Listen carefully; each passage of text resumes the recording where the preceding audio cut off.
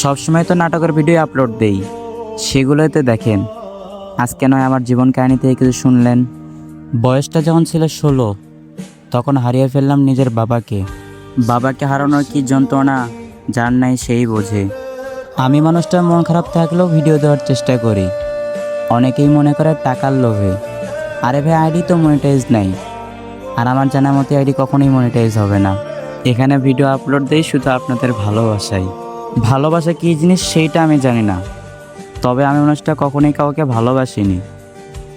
তবে হ্যাঁ, আমাকে একজন ভালোবেসে বলেছিল ভালোবাসি, তবে আমি বাস্তবতা জানতাম সে কখনোই আমাকে ভালোবাসেনি, তাই তাকে আমার লাইফে নিয়ে আসিনি।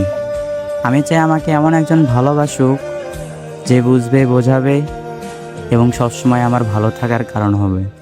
দোয়া করবেন আল্লাহ যেন আমার আশাকে পূরণ করে, আর কোনো কিছু ভুল করলে মাফ করবেন। আল্লাহ হাফেজ।